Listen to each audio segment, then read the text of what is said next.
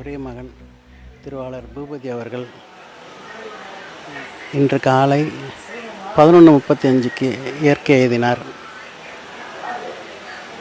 அது எங்கள் குடும்பத்து சார்பில் ரொம்ப வருத்தத்தை தெரிவிச்சுக்கிறோம்.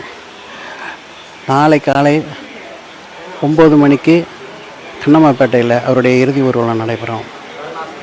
அவருக்கு ஒரு ஆசை இருந்துச்சு. அவர்